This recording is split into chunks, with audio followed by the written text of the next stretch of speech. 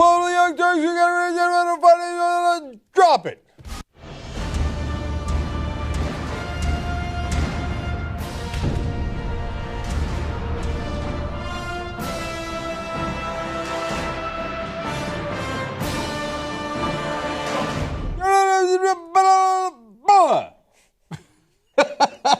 Isn't it great to have your own show where you can do whatever the hell you want? Yeah, you can intro the show in Wookiee. It's totally fine. You can do whatever you want.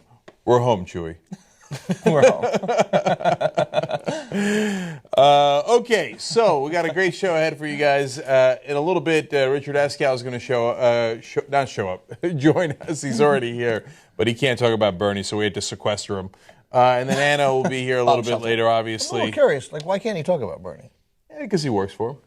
Right. He can talk about it to some extent. I think that makes him biased. It makes, yeah. But but I mean, our whole thing is so he'd be like, and we have Richard Eskow here, works for the Sanders campaign. Like, yeah, it's complicated. Yeah.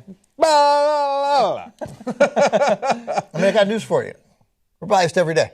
Well, yeah, I hear you on that.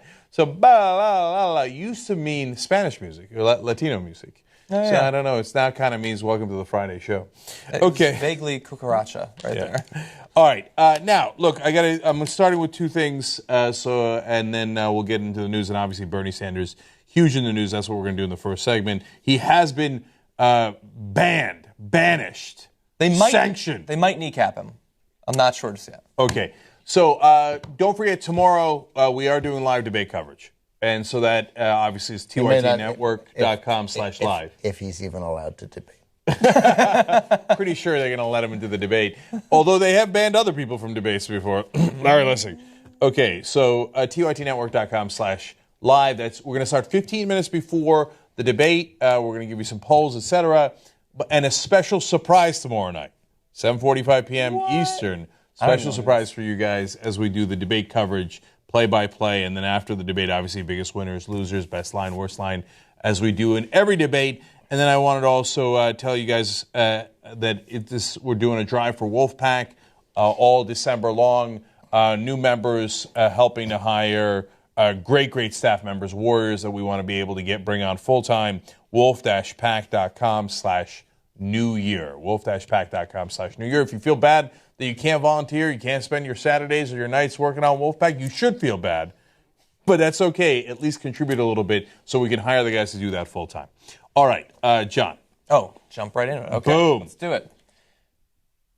The big political dust-up of the day, the Bernie Sanders campaign finds itself locked out of accessing its own gathered voter information after several of its staffers apparently took advantage of a temporary dropping of the firewall protecting the individual campaign's data on the DNC's servers. According to the Washington Post, officials with the Democratic National Committee have accused the presidential campaign of Bernie Sanders of improperly accessing confidential voter information that had been gathered by the rival campaign of Hillary Clinton. Now, this information, to give you a little bit more information about the information that was accessed, the DNC maintains the master list of this voter information and then rents that out to the national and state campaigns, which then add their own proprietary information gathered by field workers and volunteers. Firewalls are supposed to prevent campaigns from viewing data gathered by their rivals. Now, the Sanders staffers were allowed to access Hillary Clinton's campaign's data due to a software error. 4 of them looked at Clinton's data, 3 of them at the direction of their boss, Josh Uretsky, who has since been fired and who we will be showing some video of him talking about this in just a little while. But as a result of that data being accessed for a period of something like 30 or 40 seconds, the DNC has now made the move that the Bernie Sanders campaign... 40 minutes, right? I might have heard it wrong. But it was there was a period of time where they were able to access the information. The data was available for 30 minutes. We don't know how long they accessed it for. Exactly. As a result of that, the Bernie Sanders campaign has now been blocked from accessing not just other campaigns' information, which would be reasonable, but their own information as well. Because it is stored on these DNC servers, even though they paid to gather it, their volunteers gathered it, it is not apparently, according to the DNC and its leader, it is not the Sanders campaign's actual property. And so now being locked out from it. And they've sued. The Bernie Sanders campaign. Yeah. Yes. So let me break this down real quick. So first off, Bernie Sanders' campaign should never have access to Hillary Clinton's campaign's information. Everybody's clear on that. Yes. So whose fault that is, we'll get into in a second. Second level of it is they should always have access to their own information. Okay. Pick a different camera. Oh, No, that one. I'm over here. That Okay, one, yeah. sorry. Right. Sorry for Michelle Bachmann for a second. Okay. Here's some water. So, There you go. of course, they should have access to their own information. That'd be crazy. But that's the state that we're in right now, where they're not even, the DNC is not allowing them access to their own information. Now, the question is, should they be allowed to access overall DNC Democratic voter information that is available to everybody? And so Debbie Much of it was collected by them through their own work.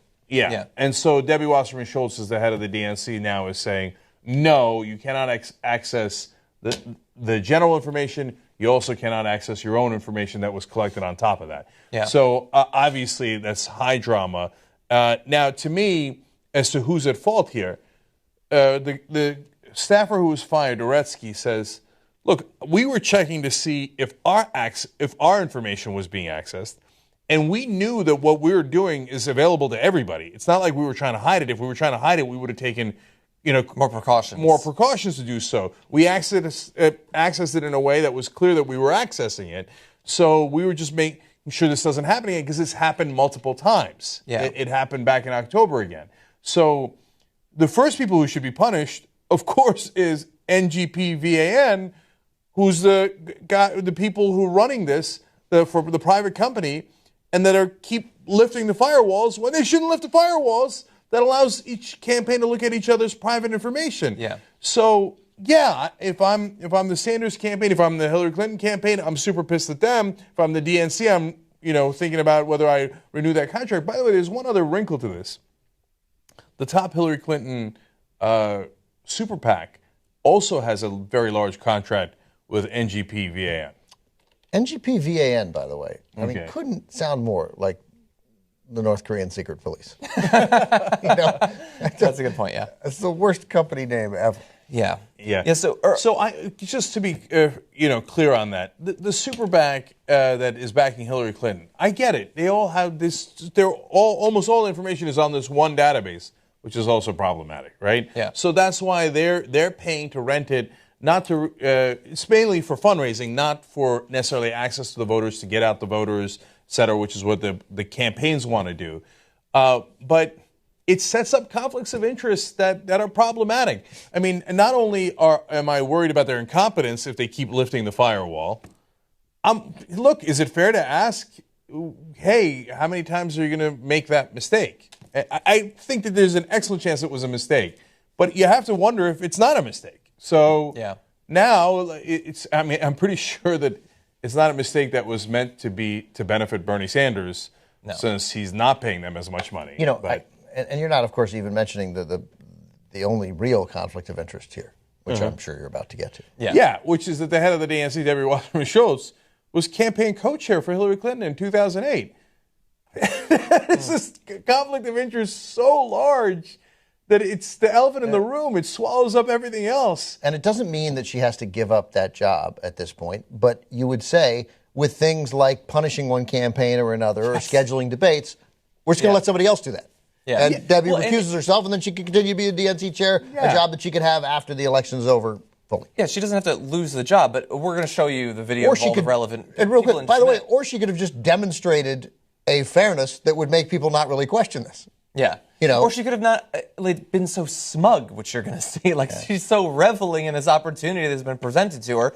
And so obviously what's going on is we've been finding out throughout the day what was actually done when the firewall went down. Early on, people believed that there was just the possibility that someone had looked at the data. They're still trying to say, I don't know about the whole, we were only looking at it to see if ours was being looked at. That seems a bit questionable to me. Can I just jump in for a second, John? I'm glad you said that. I don't want people to misinterpret what I'm saying. I believe everything the Sanders campaign is saying 100% without question. I don't know. So, you got to look into it to see, wait a minute, did they download anything?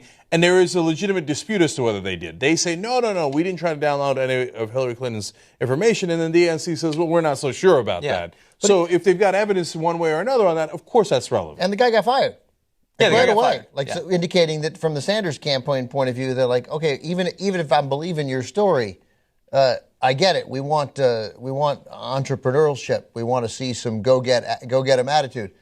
This is when you make a phone call on. Yeah. Before you do that. Yeah. You know? Yeah, and if you want to just do it to prove a point about technology, you don't do it to the front runner. You do it to O'Malley. Nobody cares if you look at O'Malley's information. It'll be perfectly fine. He doesn't even really care. He's like, oh, we have information on the DNC servers? Yeah, he'll probably care. So why don't we move on to the reactions, obviously, because we want to see the relevant people involved in this. So the Bernie Sanders campaign fighting back against the accusation and apparently the reality that some of their staffers, under the direction of one now fired staffer, looked at some of the confidential or private information that the Hillary Clinton campaign had gathered and stored on DNC servers after a patch from the vendor maintaining the firewalls allowed the firewalls to go down, or a bug allowed them to go down. For a moment, a brief bit of praising of John for really having the mechanics of this down. That's very impressive. It's a complicated story. Nice job. Thank you. Sure. I thought you were being sarcastic. There's some chance you still are. No. Anyway, you got it. I hold out hope that he was being honest. Well, thank you very much. So we want to show you the relevant players involved in this story. First, we've got Jeff Weaver, the overall campaign manager of the Bernie Sanders 2016 campaign. So he's going to be talking about what actually took place and his theory about why their campaign is being targeted in such a specific and apparently, it seems a bit over-the-top way you're going to hear in this video. 2 months ago, shortly after our digital vendor, who conducts modeling for our campaign, told us that there was a failure in the firewall that prevents campaigns from seeing one another's data, we contacted the DNC and told them about this failure. We were very concerned that our data had been compromised, and we were assured at that time that the firewall between the campaign's data would be restored. We are actually very confident that at that time some of our data was lost to one of the other campaigns. Instead, we found out 2 days ago that once again this sensitive and important data was compromised because the DNC and its vendor failed to protect it. This is not the first time that the vendor hired by the DNC and the DNC to run the voter file program, NGP VAN, has allowed serious failures to occur. After discussion with the DNC, it became clear that some of our staffers irresponsibly accessed some of the data from another campaign. That behavior is unacceptable to the Sanders campaign, and we fired the staffer immediately and made certain that any information obtained was not utilized. The leadership of the DNC has used this incident to shut down our ability to access our own information which is the lifeblood of this campaign. This is the information about our supporters, our volunteers, the lists of people we intend to contact in Iowa, New Hampshire, and elsewhere. In other words, by their action, the leadership of the Democratic National Committee is now actively attempting to undermine our campaign. This is unacceptable. Individual leaders of the DNC can support Hillary Clinton in any way they want, but they are not going to sabotage our campaign, one of the strongest grassroots campaigns in modern history. We are announcing today that if the DNC continues to hold our data hostage and continues to try to attack the heart and soul of our grassroots campaign, we will be in federal court this afternoon seeking immediate relief. Good solid statement. Yeah. Got going. He got angrier as it went along. Got angry, yeah. Well, as of when we're filming, we don't know yet if it's going to get to the point where they go into court or if Debbie Wasserman Schultz will back down. We're going to have her statements. They did go to federal court. They did. They have filed suit in federal court. Yeah. Okay. So he used the word sabotage. He used the word they're holding our data hostage. Yeah. Well, Bernie Sanders' campaign wasn't getting a lot of news coverage. They are now. Yeah. That's what this plot was all about. Steal something. Go steal something. Yeah, no, but by the way, there is some truth to that, which is that you've almost got to do something negative to get any kind of coverage. So any positive things he was doing, all the Social Security proposals and the education proposals and all this stuff. Yeah, you and your stinking policy. Not interested. Oh, you did something wrong? Yes, let's jump in it. Yeah. Look, obviously, we're going to go into the Debbie stuff, and the entire thing is incredibly frustrating because we've been following this campaign, and we understand the long-term context that it exists in, the struggles that he's had to turn his support in the population into the perception of support by the media. It's something that I think we can associate with here at TYT. And recently, I mean, it's in a week where we're having yet another weekend debate. For what reason, I have no idea, other than to apparently stop people from actually watching it. A sure sign that you're confident that Hillary Clinton's a good debater. And then we have the media report coming out in the past week showing that Donald Trump gets 17 times as much media coverage as Bernie Sanders, despite the fact that Donald Trump is the front runner by a large margin on the Republican side. Bernie Sanders might be in second, but every indication is that he has several times as many actual supporters, even though he's in second, which is a good sign for the election to come. And so now we have this, where he is going to be blocked from accessing his own data because one of his staffers apparently told some interns to either investigate it to prove a point about the firewall, or in my case, I believe, from my point of view, more likely to get the data, I would say. I don't know. I'm not a lawyer. I don't know the intricacies in any way of campaign finance law, but the line that they're using in the lawsuit, which says the DNC may not suspend the campaign's access to critical voter data out of haste or desperation to clean up after the DNC's own mistakes. I suspect that preventing them from having the information is not an acceptable recourse for really any action. Like, you can punish them, you can fine them, right? You could set up a process by which you say, we're not holding your information anymore, or you're done. You know, we're not participating. But you can't lock the doors on them. And I would imagine any judge in the world will say the same thing. I think most people seeing it think, wait a second. Yeah. That doesn't make any sense. But this is exactly why Debbie Wasserman Schultz has to recuse herself, because I'm not at all certain that if the shoe was on the other foot, even though she claims to the contrary, that she would suspend Hillary Clinton's access to her voter information. Inconceivable. No, doesn't make sense. It just, at the very least, you have to be enormously skeptical that she would do likewise to the Hillary Clinton I got news for you. It would be the wrong thing. It would be the wrong thing to do. Yeah. If she did it to the Clinton campaign as well. Yeah, it's too much to suspend access to their own information. It's obviously too much. That's Ben's point about the judge is going to go, come on. Yeah, and what could the Bernie Sanders campaign possibly have been hoping to find in the Clinton campaign service? All the good classified information is in Hillary Clinton's personal email. That's right. We know that by now. But anyway, and the point that I made on Twitter earlier that's so frustrating to me is that, like, we're not, as a country or the DNC, we're not bothered by the millions of dollars being donated to gather up the data from the 1% from corporations that goes to Hillary Clinton, from Wall Street, so they can get the data. It's just who has access to the data later that's so important. That's not the most important form of corruption circling around this story. Before you're going to run the Wasserman Schultz clip, let me read her statement first, because I think it's worse than the clip. Because the statement, to me, says it all, because she couldn't. There's a statement in her name released by the DNC. And it strikes me, as soon as I read it, 2.5 hours ago, I was like, Jesus, scale back, get an editor. Like, calm down, nobody's dead, right? Yeah. I mean, and as far as the public, I mean, I get we're all worked up about this. This story doesn't matter. I mean, voters don't care about the story. This is going to get resolved in some way. All it will do is mark a point when I suspect the comedy in the campaign probably ceases, and they will have, my hunch is, fired Bernie Sanders up the day before a debate. That's my guess is what will happen. Here's what the statement says. Over the course of approximately 45 minutes, staffers of the Bernie Sanders campaign inappropriately accessed voter targeting data belonging to the Hillary Clinton campaign. Once the DNC became aware that the Sanders campaign had inappropriately and systematically accessed Clinton campaign data, and in doing so violated the agreement that all the presidential campaigns have signed with the DNC, as the agreement provides, we directed NGP Van, the vendor that supplies access to the database, to suspend the Sanders campaign's access to the system until the DNC is provided with a full accounting of whether or not this information was used or in any way which disposed. So, but like, again, there's a lot of ways to handle this.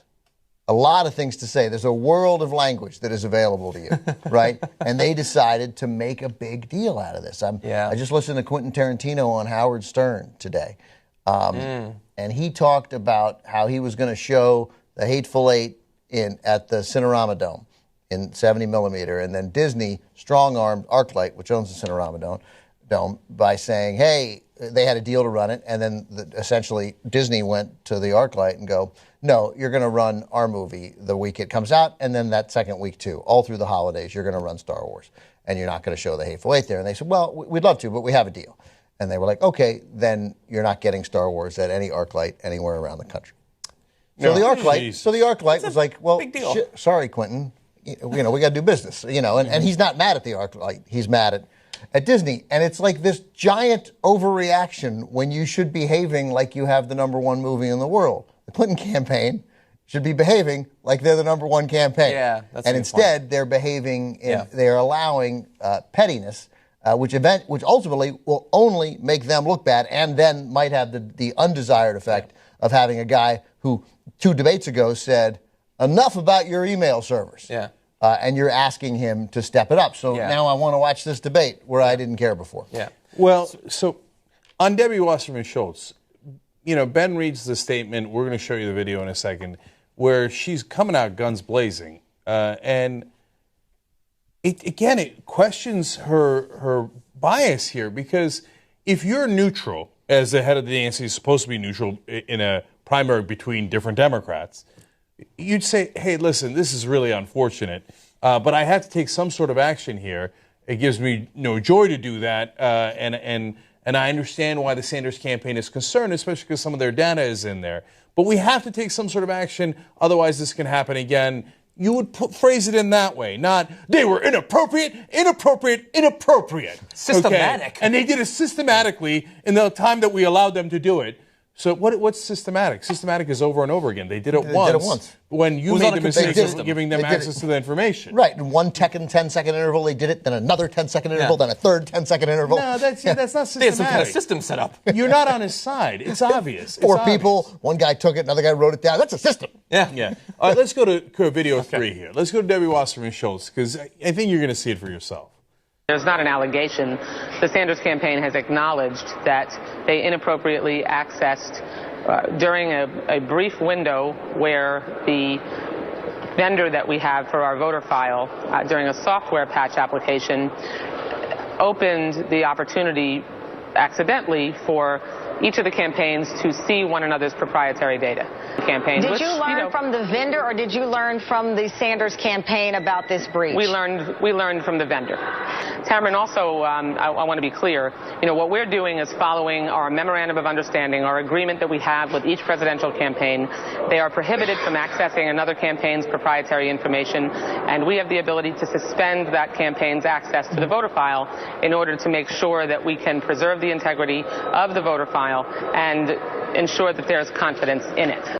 So we're going to get more from her in a second, but I don't understand why that would even be in a memorandum of understanding. Saying, like, if our vendor screws up and gives you access to information that you're not supposed to have, and you access it, we'll suspend you. Really? You decided that ahead of time? Sounds like entrapment. Yeah, I mean, what a weird thing to...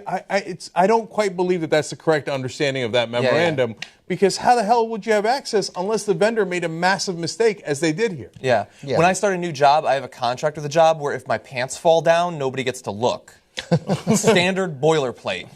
No, you don't set up that sort of thing. It sounds like they're trying to set up some sort of, like, we gotcha situation. And she says... Nobody's going to look, John. They're all curious. I'm curious. I've held out till now. So she says that the vendor is the one that told them. Multiple people in the Sanders campaign have said that they have contacted either the vendor or the DNC. I imagine some of that is going to be able to be shown. If they sent emails or something like that, then they're going to be able to show that. But she is trying to make clear, we've had no cooperation with the Sanders campaign. They haven't helped us out. And I would propose a fix. Give the Clinton campaign 20 minutes where they get to look at Bernie Sanders' data. If that's equal. I'm curious whether, if the agreement says that the Sanders campaign didn't talk like people who signed an agreement that says if you access any of the information, we can shut down your access to the campaign. They weren't talking like the way Debbie Wasserman Schultz was talking about that agreement. I think Debbie Wasserman Schultz thinks it's our data, it's our thing, we control it. Of course, we have the right to access your. We bestow it to you. Yeah. So let's look at the second clip here from Wasserman Schultz. Some of Bernie Sanders supporters, and quite honestly, some Democrats who are undecided, who feel that this is, again, the game being rigged against Bernie Sanders. You have this MoveOn.org petition, nearly 85,000 signatures already, and now over 80,000, believe that the game is being rigged because you have the candidate who is the front runner in the majority of the polls that you want for your party.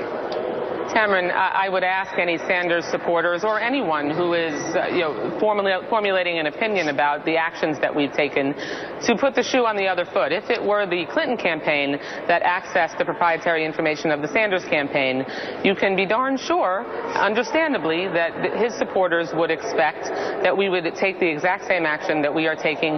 At this point, I am exploring what options are available to us, but until I am fully advised by independent experts how best to approach this as quickly as possible, the only available remedy for us is to make sure that we cannot have the information manipulated, and the only way to do that is to temporarily suspend their access to the voter file. The last thing that she said in that video and the last thing she said in the other video, neither of those make any sense. They don't apply. If they're going to be manipulating something, it's not going to be their own data in the next day. That doesn't make any sense. They looked at Hillary Clinton's data. And she said in the first video, we need to block their access to their data so that we can maintain integrity in the DNC's server system. How does blocking their access to their own data have anything to... It's not in the same solar system. No, then you'd block Hillary. We're going to also block Hillary Clinton's access to Hillary Clinton's data. So nobody can manipulate until anything. we figure out what happened, nobody gets to look at anything for 36 hours. I don't know, that sounds really dumb, but no one would be... we wouldn't be talking about it 24 minutes after the show started. Now, to say that until we can figure out that they can't access the data anymore makes no sense. Your vendor is telling you they can't access Hillary Clinton's data anymore, that the firewall breach has been shut down.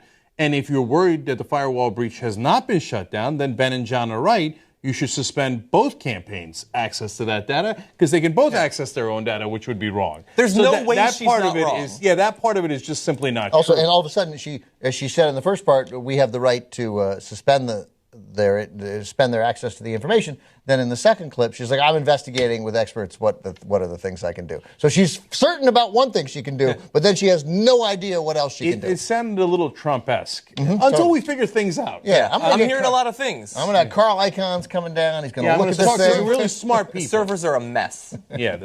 All right. So Jeb Bush has this campaign slogan now. Jeb can fix it. I'm afraid that DNC might have to go with Debbie can fix it. Deb. Oh, God. Deb can fix it. Right. Oh, I don't know why I didn't think of that. Deb. Deb. Yeah. So look, at a minimum, the fact that she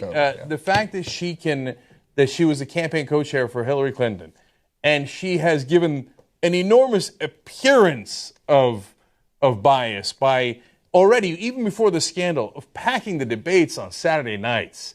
Now, look, not having enough debates. Look, if you're not politically savvy, meaning like you're a plumber and that's not your job, no problem. But we've been covering politics for a long, long time. No one in politics is unaware that you put a debate on a Saturday night so that no one watches it. Yeah. Right? That is the whole point of putting a debate on a Saturday night, so that the least amount of people watch it. And if you did it once, like, oh, golly gee, man, even though we were planning this 4 months in advance, we couldn't find another date for it. But if you do it several times, there was a forum on a Friday night, there was 2 debates on Saturday nights, okay? Yeah. See, you know what that is, Debbie? That's systematic.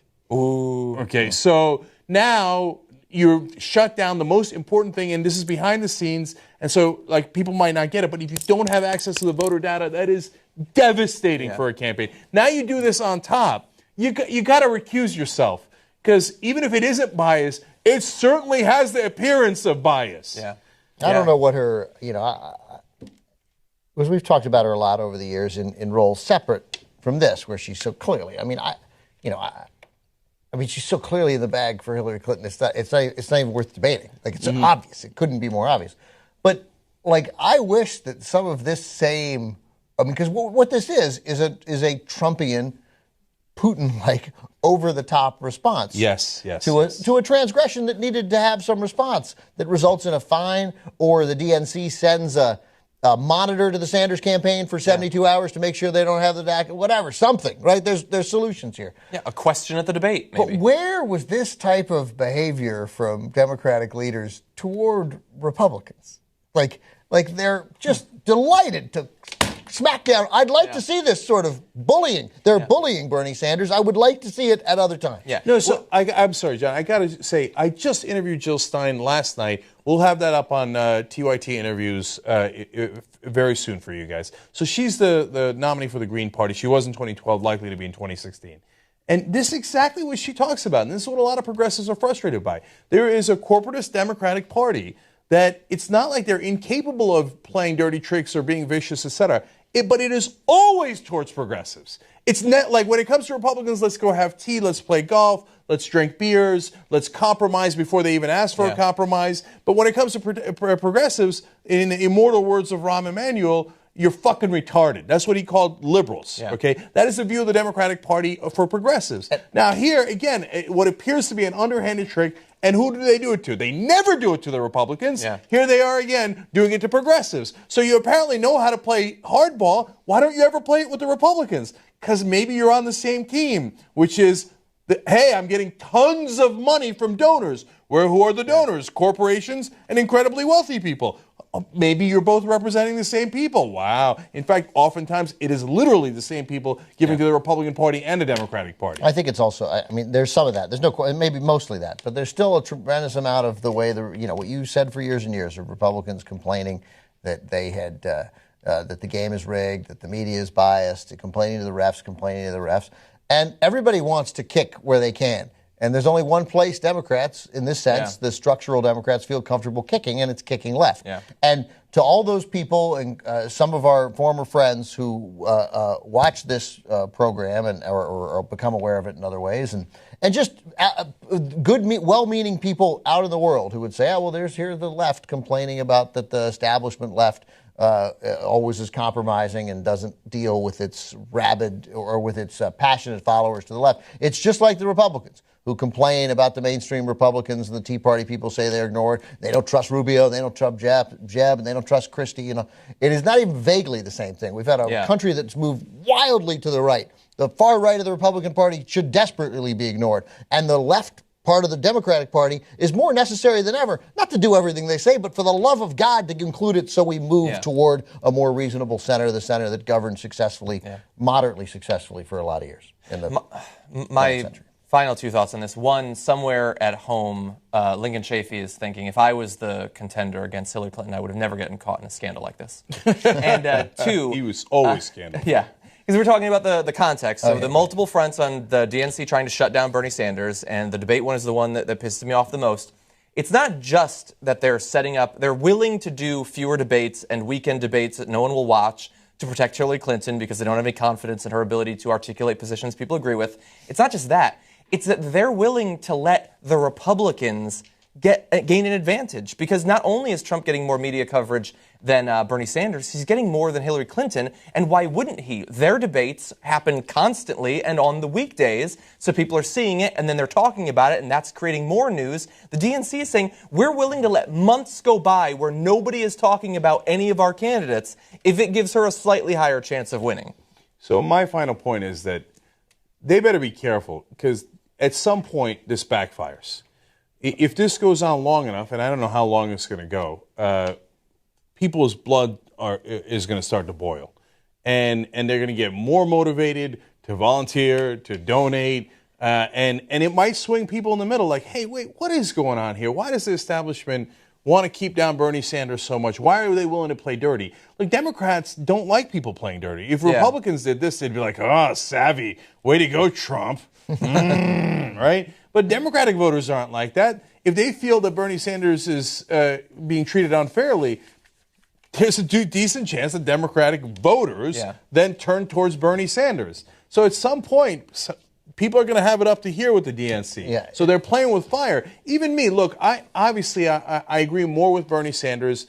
I've told the positions that I think Hillary Clinton is better at, and we've tried to stick to policy as much as possible. But we don't hide it. Obviously, we lean more towards Bernie Sanders. But this has me going from leaning to being fighting mad. And so, not just for us. We're not irrelevant. I'm talking about if the voters then start to feel the same way, you think you're clever, you might not be so clever. Yeah, I'm less dubious. I don't think people are going to react to the DNC and support Bernie. But I think I just don't think it matters. It really doesn't. I don't think it touches people. But if there's a perception that the Clinton gang is involved in this, and that might happen. Like, to me, if I'm Hillary Clinton, I would be like, I've read this. I sense the leaves here. Enough, Debbie. Right? We've looked at it, and we're watching you, Bernie. It's good you fired that guy. Here's your data.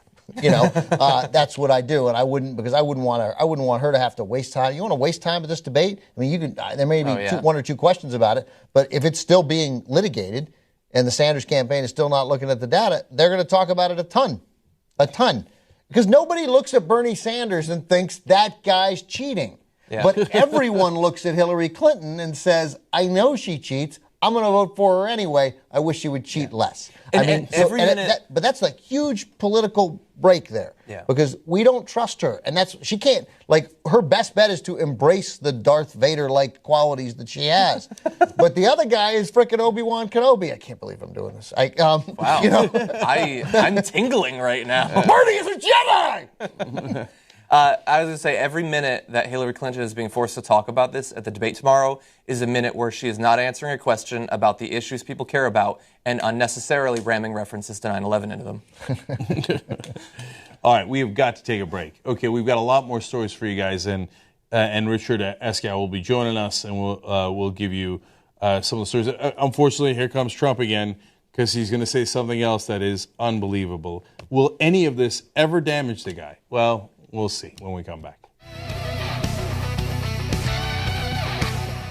All right, back on the Young Turks. We've got some tweets for you guys, as always. Max Richards 3 says, school shootings happen because we took prayer out, but how dare you teach anything about Islam? And then we put up a poll on Twitter, switching things up a little bit. Should Debbie Wasserman Schultz step down as chair of the Democrats? What's the results? Predict the results. 93-7. You're kidding, right? No, that's my guess. 93-7. Wait, 93% say yes? Yes. Yeah, she should totally step down. You really didn't see that? No, nice job, Meg. Nice job. Yeah. And it's not like there was only 93. I was headed to 89-11 before I really got to the numbers. I'm like, no, it's going to crush. Yeah. Yes. Over 500 votes already, so it's people aren't kidding around. But speaking of polls, real quick from yesterday's show, was it wrong of Olivia Wilde to post a picture of her toddler's naked backside on Instagram? And 86% said no. That's on the TYT app. Obviously, you get that. What did she do? She posted a photo of her 19-month-old son. Oh my God, it's outrageous. Yeah. Shit. It's a fucking kid. A 6th grade teacher is under fire for assigning homework describing the step-by-step process of the cocaine trade. Is this appropriate? 55% said yes. So that's on the app. Go to the App Store, type in TYT. Don't forget, tomorrow night, 7:45 p.m. Eastern, we're covering the debates live, tytnetwork.com/live. And we're going to have a special surprise for you guys, so don't miss it. That's the Democratic debate. There should be some fireworks now between Bernie Sanders and Hillary Clinton. And let me say one more time, holiday season, good time for giving, wolf-pack.com/new year. Give for Noel, no matter what he's the king of. Okay, so help Wolfpack bring democracy back to America. Okay. So not just a surprise, special surprise. It's a special surprise. It's not just like a mediocre or a shitty surprise. Okay? So check it out, 7:45 p.m. Eastern on Saturday. And by the way, if you're doing holiday shopping, make sure you bookmark the Amazon link from tytnetwork.com as well. Helps the show. All right, Casper, what's next? All right. Decades ago, Israel built a wall in the West Bank that's as long as 280 miles and also 26 feet in height. Now, there are questions as to whether or not that wall should come down, especially after in 2004, the International Court of Justice ordered Israel to take it down. Now, there are a lot of issues with this wall, including the fact that even though it was originally built to prevent attacks toward Israel, it hasn't been successful in doing that, but it has crippled the economy of Palestinians living in the West Bank. So let's take a quick look at this AJ Plus video. It's just a little snippet of it. Watch the full video in the link in the description box below, and we'll have a discussion about it. Israel began building the wall in the early 2000s during a wave of suicide bombings that targeted Israelis. The Israeli government calls it the separation barrier or the security fence and says the aim is to keep out Palestinian attackers. But thousands of Palestinians still manage to get across every day looking for work. So if the wall doesn't stop people from crossing, then what does it do? Let's take a look at the root of the wall. You'd think a wall meant to stop people from entering its territory would be built on Israel's border. But 85% of it is inside the occupied West Bank on Palestinian land. International law says it's illegal to build settlements like these on occupied territory. But this is one of over 200 settlements and settler outposts housing 500,000 Israelis in the occupied West Bank. Technically, these settlers live outside of Israel proper, but the wall has shifted the boundary between Israel and the West Bank to swallow up more Palestinian land. When the wall is completed, an area the size of Chicago will have been added to the Israeli side of the wall. While settlers who live west of the wall are full Israeli citizens with rights and benefits, the Palestinians who live in that same territory have none. So Dena Takruri from AJ Plus is with us to talk about this story. Before we get serious, let me just note that I like that the Palestinian graffiti game is strong. So now I might not a big, beautiful, tremendous wall, by the way. That was not a Donald Trump wall. Yeah, Donald Trump claims it is. He's praised that wall many times. So, I have a possibly different take on this. I'm curious what all of us are going to think here, obviously. First of all, I think that, yes, obviously people can cross the wall to go to work, but I think it has done a decent job of keeping more bombers out. And I'm curious what your take on it is, Dena. And I'm actually not against the wall. I'm against the wall where it is. So I think that if they built a wall in the 1967 borders, the one that almost the whole world believes will eventually get to a settlement between the Israelis and Palestinians that are roughly along those lines, then I would actually like the wall. Because I think the Israelis and the Palestinians could use a little bit of separation for some time. I'm not in the camp of, no, it's okay, let's mix a lot. Yeah, let's get peace. Let's settle down a little bit. And then we can go back to maybe doing it in a more controlled You're way. for the wall if the wall works, but on the proper borders. Yeah, and I don't want anybody to mistake what I'm saying. I'm not in favor of the wall where it is today. Right. Yeah. So you did this story, Dena. What's your take on it? Yeah, I think you mentioned that the International Court of Justice ruled that this wall is illegal. And, Beit Salem, which is a leading Israeli human rights organization, too, says the aim and the route that it takes is not for security reasons. So to answer your question, I don't know what to attribute the drop in suicide bombers to. There are many factors. I would not say that the wall is one of them. What they do specifically say, and what many critics have said, is what the wall is accomplishing is a land grab. Because you have Israeli settlements that are in violation of international law that are built on the other side of that green line that you saw, on occupied Palestinian territory, in violation of international law. And the wall's route is actually much longer than the green line, because what it does is it sort of wraps around those and effectively will annex that, those settlements, which are Palestinian land, onto the Israeli side. Yeah, the wall looks like a gerrymandered congressional district. I mean, it's horseshit. It runs directly through neighborhoods. It's cut off farmers from their lands. It's devastated the economy. I mean, if you watch the rest of the video, you'll see me in Bethlehem. And Bethlehem, which you would assume would have a booming tourism industry, which is, when I was there, I was like, man, Jesus would be so sad to see what it is, because you literally have a little tourist shop and a restaurant, a hotel here, and bam, the wall's right in front of you. Although I'm not sure Jesus would have been in favor of the tourism industry, but he definitely was. You could argue that, but walls. I don't think walls are the solution. I think when you're there and you actually see it and you see how monstrous and huge it is. I mean, it takes many different forms. It's not just concrete like that, but where it is concrete, it is 26 feet high. It does something to the human psyche. It's not a solution. Yeah, which is why they don't want it on their border. Why do they need That's the thing. But I'm with Cenk. If we reach a point where it would make a difference where it would keep people alive, I have no problem. Israel gets to do whatever the hell they want on their border. And if you want to build a 26-foot wall on your border, okay, that's your country, your border. Here's the thing. Israel has never formally declared what its borders are. But we're declaring it. And okay, you guys are declaring we're declaring it. But the fact of the matter is that it is still occupying the West Bank and Gaza, also in violation of international law. We agree. So why don't we talk about ending that occupation first and then talk about but I'm saying, but if what Israel wants to pull back and build the wall on the 1967 borders, then everyone can be like, okay, great, because then you have that land, and we can stop referring to these. I'm getting obsessed with language lately. I want to change PC because it's a terrible phrase. Mm-hmm.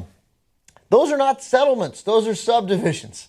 Like a settlement is like, oh, that's nice. These sort of live off the land. Israelis are going and they're farming, right? That's a settlement. That's what a settlement means. That's what looks like Bethesda. That's like it's like a nice suburb. It's a nice suburb. They built a suburb. Those are big, giant subdivisions. And you don't get to build suburbs. You don't get to build subdivisions on somebody else's land. Exactly. So, look, the point of agreement that we have here, that I'm sure not everybody in the audience is going to agree with, is that the occupation is the heart of the problem. So, look, everything is complicated. So, is the wall a part of lowering terrorism in Israel? I think that it is one of the causes. You disagree. You think that there's evidence that it is not one of the causes. Do we think there should be a wall if we had the right borders? Again, we disagree there a little bit, and it's complicated. Yes, it has an oppressive feel to it. Generally speaking, human rights organizations are against walls. To me, it depends on what wall? Where is it, right?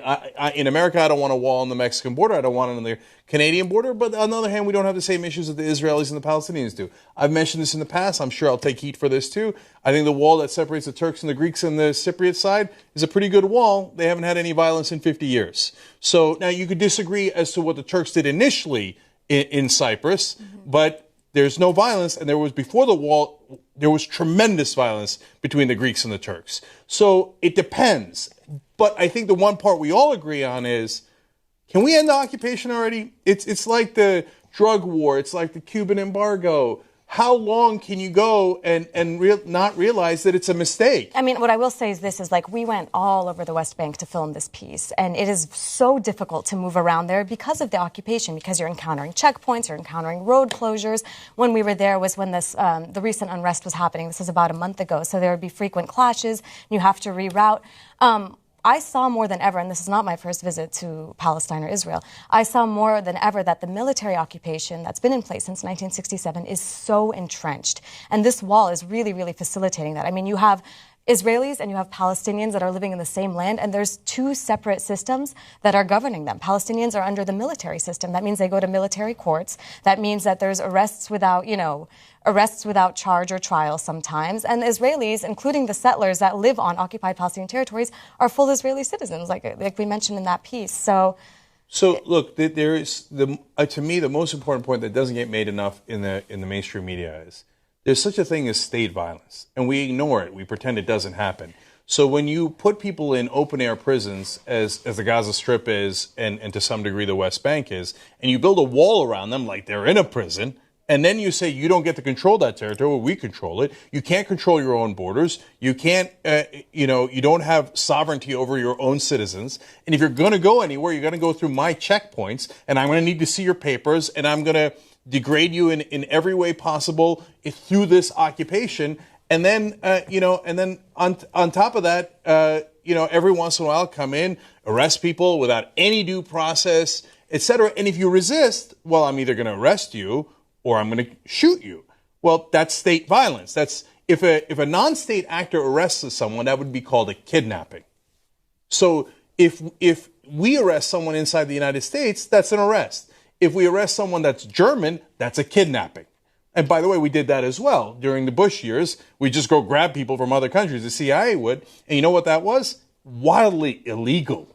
And that is in violation of international law. The entire occupation is in violation of international law. And if you're in the camp of, no, I'm a liberal in every regard, except when it comes to Israel, I think the right wing nails it. The right wing is horrible for America. The right wing is horrible for Russia. The right wing is horrible for every other nation. But for Israel, it's awesome. You're having a breakdown in logic. The reality is the right wing hurts Israel. By continuing the occupation for 50 years, it is a mistake. And so it is not lowering terrorism. Yes, I get it. The wall, you can have a dispute about that. But overall, you've put these people in an open-air prison, and then you say, oh, golly gee, they hate us because they hate us. No, there's some chance that they're pretty pissed about being occupied. And if you want to say, no, they deserve it, they had it coming, the right-wing solution is going to be great for Israel, I think you're entirely wrong. I think it's terrible for the Palestinians, and I think it's terrible for the Israelis. You could also argue that, that the status quo is not very great for Israelis. I mean, it's better for them than it is for Palestinians. But when we were there, we spoke to a lot of them who were afraid of the stabbings that were happening, stabbings or car ramming attacks. And what a lot of people were telling us was this was not necessarily a third intifada, which is a Palestinian uprising, but every 13, 14 years or so, a new young generation of Palestinians rise up, and they look around them. They're like, life sucks. I was born in a prison. I hate this, and that was a manifestation of that. And to give credence to some of what the other side politically about Israel, those liberal, and conservatives but it is not just frustration at their circumstances. You give credence to religious leaders and to extremists themselves who say to these kids every 13 or 14 years, you got nothing, you have nothing, you're poor, you have no prospects, your family has no prospects, things aren't going to get better for you, but I'm going to give you something to fight for. So, yeah, there are guys there who are encouraging attacks on Israel. Let me correct you right there, because this latest, unrest, if you want to call it, was not led. There was no central leadership. It was like random little kids, for the most part, acting on their own. Okay, I don't doubt there's plenty of that. But I'm just saying you were, as with everywhere else in the world where there is abject poverty and no chance to get out of that, you were creating a breeding ground for religious zealots to thrive and recruit. And because it seems true. Because it is true. You're given a circumstance and said, there's no way out of the circumstance. Here's our way out. We fight our way out. So, look, guys, when the Palestinians stab the Israelis, that's horrible. And the person being stabbed is not the government officials, not the people making the decision. It's almost every time an innocent civilian that didn't do anything against you. Okay, now, don't let that fester. When you occupy, you let it fester and fester and fester. And then what do you think people are going to feel when they're occupied? I know everybody's got rationalizations for it. No. If we just do it for a couple more decades, then what? Then what? Do they bow their head and go, you are right, I submit to you. You have broken me as a human being. And is that the plan? What's the plan? When does it get better? It's not going to get better. If you occupy Texas, what do you think would happen to the Texans? Okay, my guess is it would fester and they would want to strike back. It would happen to any human being because as human beings, we're not big fans of being occupied by someone else. You want to ignore that. You ignore it not only out of sheer irrationality, and you're blinded by your, honestly, for a lot of people, their identity issues, their politics, etc. But you also ignore it at your peril. Let's get peace. Let's get peace so both sides can live in peace. And let's direct this to the United States government, too. I mean, it's not, you can't exclusively blame Israel. Israel is a top ally of the United States. Our tax dollars fund that occupation and fund partially the construction of that wall. And so this is something that doesn't just stop with Israel. It needs to be discussed on a domestic level here. But we see successive American governments giving Israel military aid without... No, this current administration apparently hates Israel. That hasn't stopped the aid or no, I'm kidding. Money flowing, the support for Israel changes this much depending on who's in office. Yeah, and it doesn't help your friend to continue to enable them in the wrong direction. That's why a lot of our allies, when the U.S. was going to go into Iraq, said, hey, I'm looking out for you. Don't do it. France said it, and we renamed French fries to freedom fries. But they weren't trying to hurt us. They were trying to help us, saying, that's going to be bad for you. That's going to be bad for us. It's going to be bad for everybody. As your friend, I'm telling you, don't go into Iraq. And here, if America really wanted to be an ally of Israel and a friend to Israel, they'd say, this occupation isn't working. It's never going to work. So let us help you get to a decent and just solution so that you can work towards peace. Nobody thinks it's going to be magic that the minute you sign the papers, everybody's going to put down all guns, all weapons, all bombs, and it's going to be nonviolence forever. No, you work towards the nonviolence, but you only work towards it if you're on the right path. But if you stubbornly stay on a path that has not worked for nearly 50 years, you will never get to the right answer, and all you will have is more festering violence on both sides. Unless you're trying to maintain the status quo, in which case it's been quite successful. And unless you're trying to do a land grab. Why not build a wall where it should be? I'm going to end this by quoting Cenk. Oh, I like this. No, but I mean, it's a great point. It's like the Cuban embargo, and it's like the drug trade. It's It's like the Cuban embargo, and it's like the war on drugs. Like, it's just, there's going to come a time when we're like, oh, we got this wrong. Yep. We totally got this wrong. Yeah. And maybe that's going to be in 150 years, but I hope it's sometime soon. Yeah.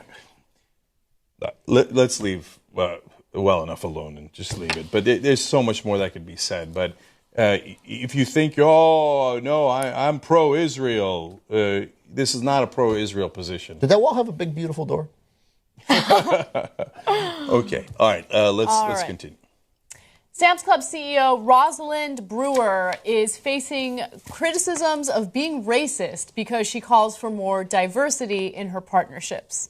Now, recently, she was speaking to the press, CNN's Poppy Harlow to be specific, and she said the following: every now and then you have to nudge your partners and you have to speak up and speak out, and I try to use my platform for that. I try to mentor many women inside my company and outside the company because I think it's important. Just today, we met with the supplier, and the entire other side of the table was all Caucasian males. That was interesting. I decided not to talk about it directly with the supplier's folks in the room because there were actually no female levels down, so I'm going to place a call to him. Now, that was all she said. She just wants more diversity. She's looking at these partners and she's realizing, hey, how about some women, maybe, minorities, just something other than white men. She sounds like the David Duke of bargain basement retail. So it's not racist to ask for diversity. Oftentimes it's the opposite of racist. No, but this is the amazing thing. So the people who are calling her racist are obviously Caucasian males. Let me give you an example of one of those guys. Edward Thomas Martin says, I'm sure this guy has been discriminated against quite a bit in his life, so I feel his pain.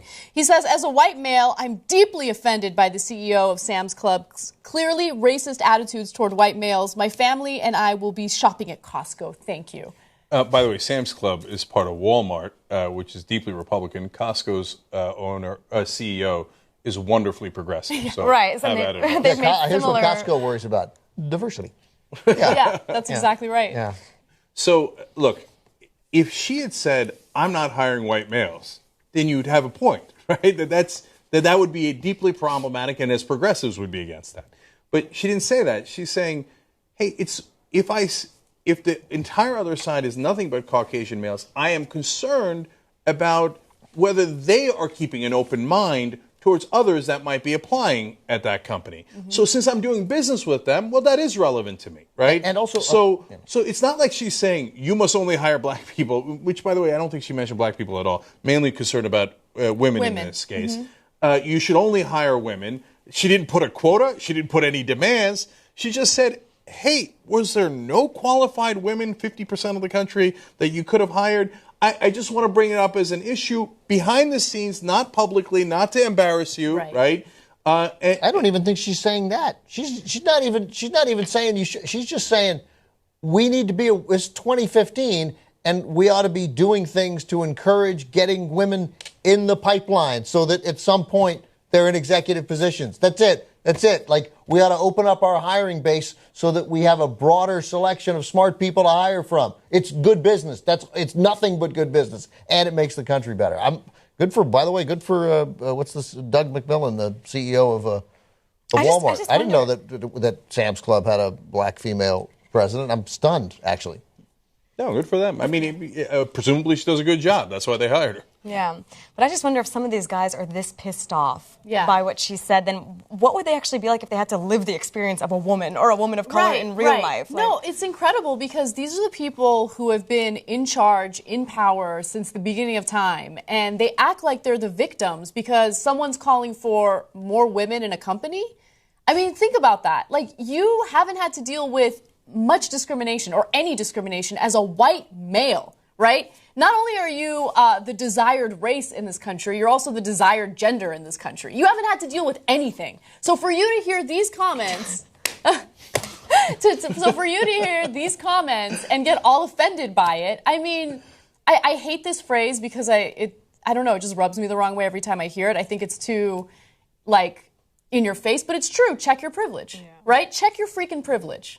So, no, to your point, Anna, a guy looks at this story and thinks, okay, she's the problem because she's saying, hey, maybe we should give other people a chance at some point to see if they're good. So, by the way, Walmart doesn't do charity. Okay, Walmart is intensely profit-driven.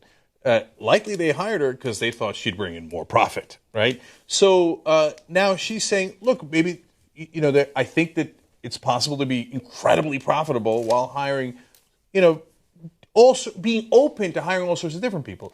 Now, on the other hand, you've got a set of people who are all white males, and that guy doesn't think, I wonder if they have racial considerations. No, she's the only one that's doing racial considerations. Or is it possible that when they were hiring, they thought, not that because they were racist, but like, oh, I know Bob. Why do I know Bob? I know Bob because I know a lot of other white males, right? Yeah. I don't know Susie, who's African-American female, because I don't normally hang out with African-American females. So am I going to give Bob an upper hand because I know him? Yeah, that's usually how humanity works. Yeah, that happens all the time. And look, this is what it's really about, okay?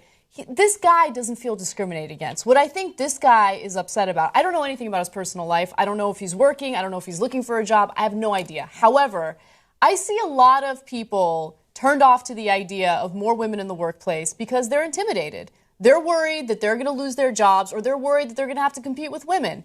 Calm down. If you're a good worker, if you're good at what you do, if you're skilled, you have nothing to worry about. But it seems like he's got a lot to worry about if he starts crying and whining the second someone makes a benign statement about having more diversity in the workplace. Do you think his axe to grind is about women rather than about racial diversity? I don't know. It could be about women. It could be about racial diversity. But I do know that he is obviously afraid of the competition. Give him 3 minutes. He'll start talking about Jews. But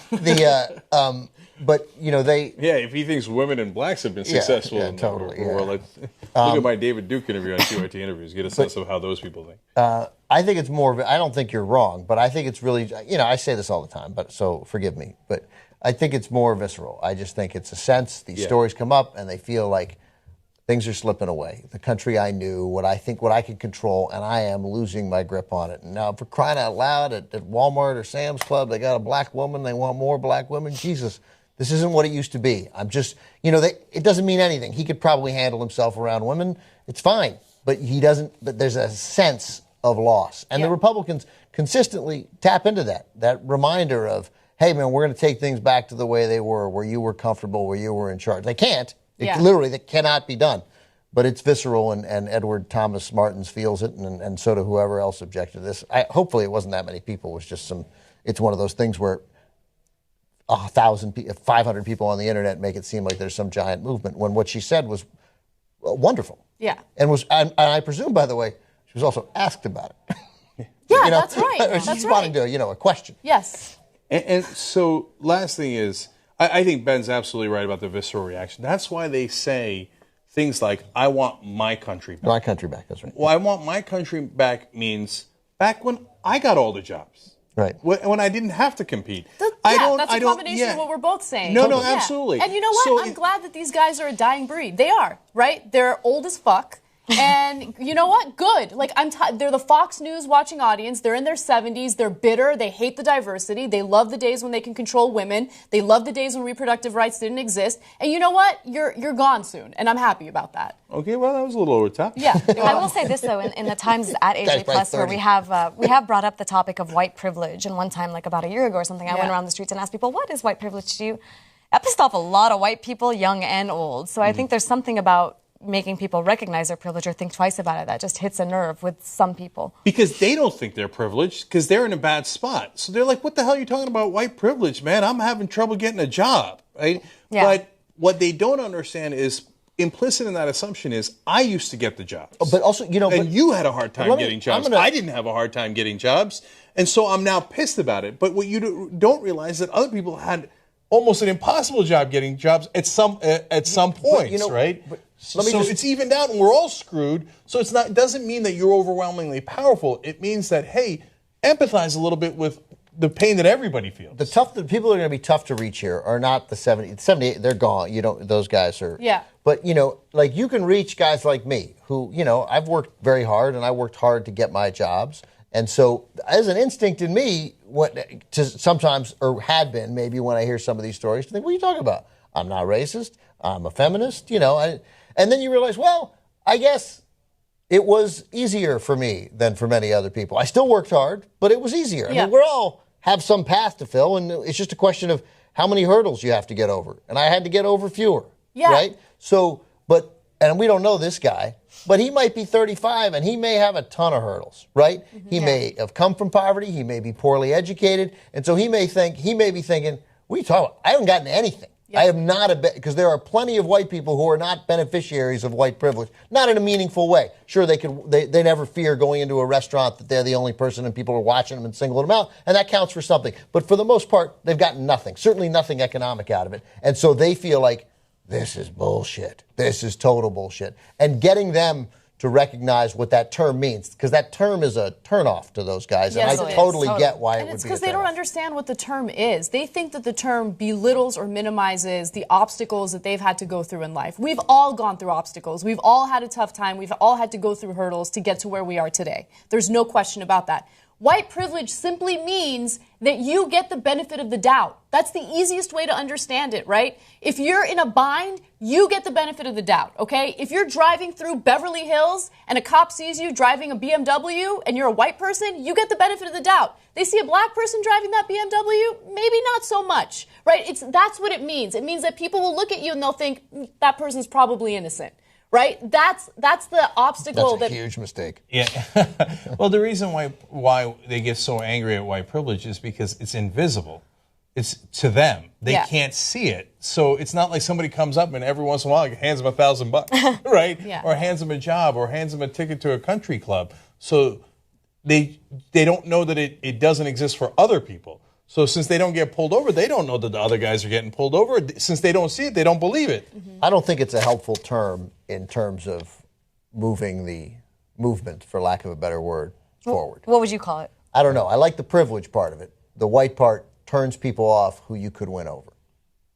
Yeah, I don't know. The privilege I object to. Maybe we don't object to the concept at all. We're just talking about the framing, right? That's right. Because when you say white privilege, walls come up. Walls come up. That's right. And they're not all horrible people who put those walls up. Yeah. All right. Last story. All right. A cop who threatened to kill Ferguson protesters and then was fired as a result of that is now testifying that the whole incident ruined his life. Now, authorities are trying to decide whether or not he's going to lose his policing privileges moving forward.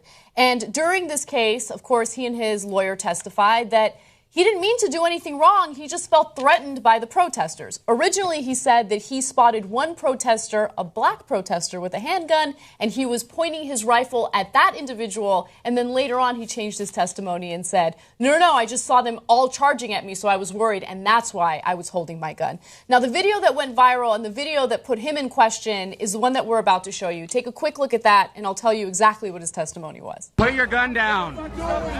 Get back. What are you doing? Stop pointing it!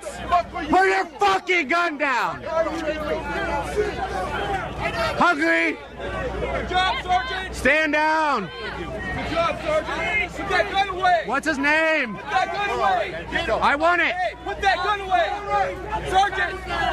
Sergeant, tell that guy to take that gun away from him! Sergeant! Put your gun down! Away from him! Get that gun away from him, Sergeant! Out of the street! Sergeant! Take his gun away!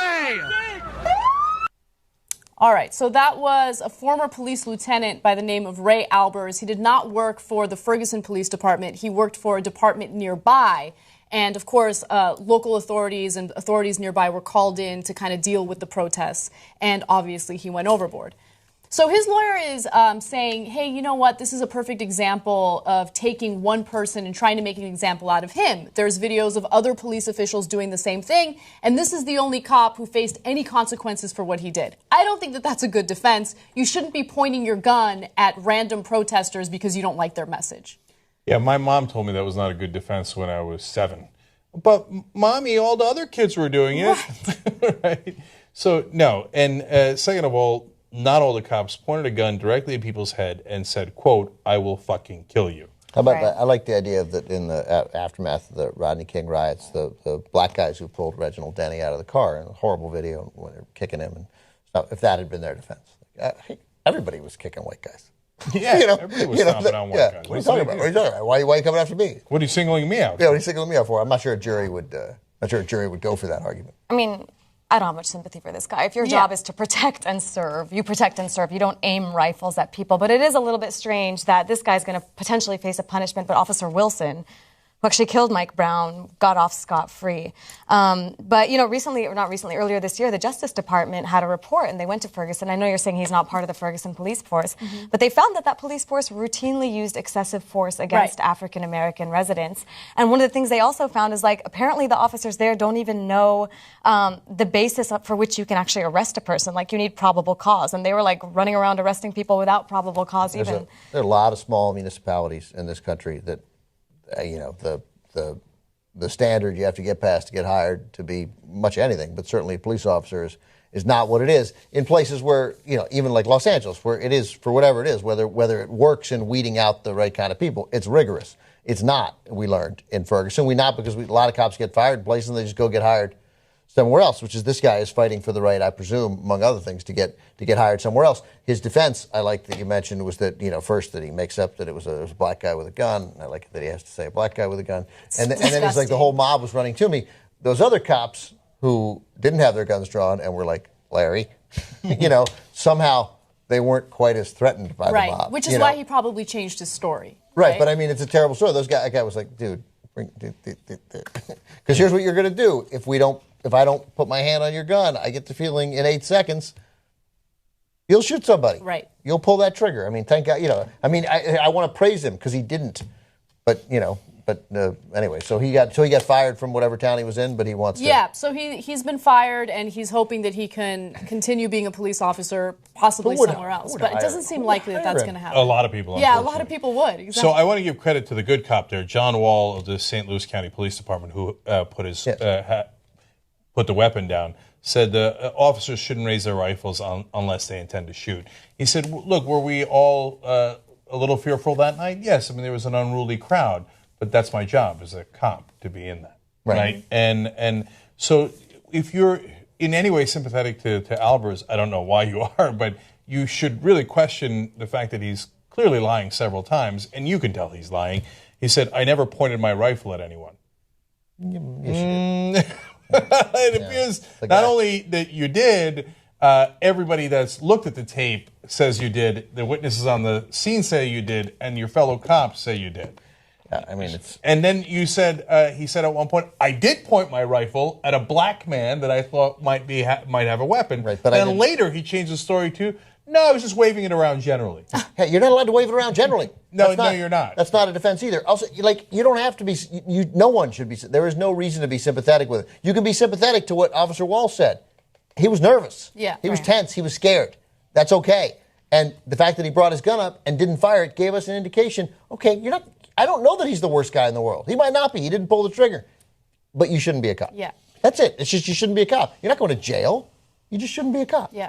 Last quote from him that I thought was interesting. He said, I seen about a half a dozen black males come out of the east side of the Sam's Meat Market. They all had bandanas wrapped around their face like an outlaw-type bandana. Two of them, at least, who came out had Molotov cocktails. The other one had a handgun ready to go. According to the other witnesses, including the cops, there were no reports of Molotov cocktails. He was nowhere near the Sam's Meat Market when he was pointing that rifle. And there were no guns that any other cops saw. Look, I'm sure, you know, that also sounds like urban legend that went around. A bunch of guys with bandanas are at Sam's Meat Market. They got Molotov cocktails and guns. And so he just repeated that like he'd seen it. But nobody saw it.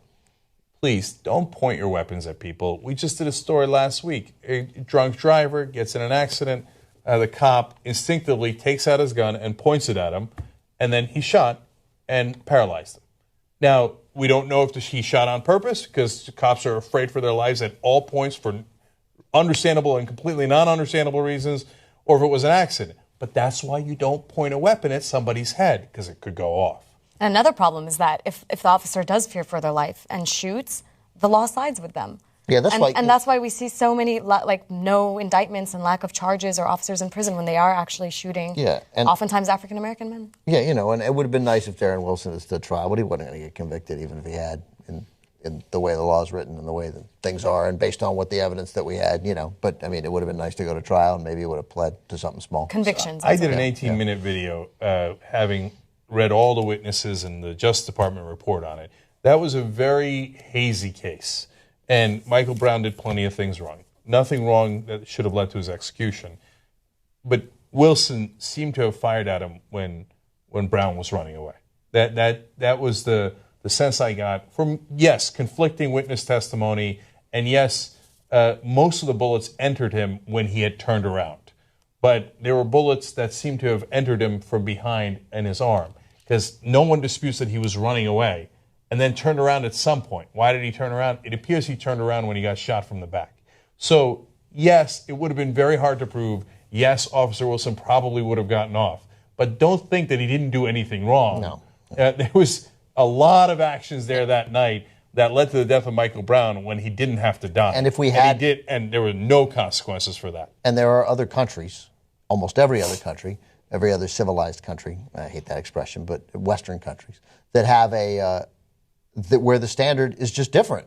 Like, we don't have to have the standard where all that has to happen is an officer has to fear. The female officer in Pennsylvania who shot the guy who ran to his sister's house, and then after tasering him for 3 minutes on the ground, when he put his hands under his chest like this and she unloaded into his back and killed him, of course he had no gun. He was panicked and probably on something, and she got acquitted because when he did this, all the standard they had to get, all the jury needed to be convinced of was she feared. And so that's why I think Darren Wilson would have been able to say, even with that evidence, I don't know, I was afraid. I thought he had a gun or was going to run me down, But if we have a different standard, right, then he would get convicted. Okay, I can't help but say that one last thing about the Officer Wilson, Michael Brown situation. So, now the conventional wisdom is that hands up, don't shoot is a lie, and that Michael Brown never had his hands up. That's not true. According to several witnesses on the scene, it's not like he was surrendering and had his hands up when facing Officer Wilson. That part is true.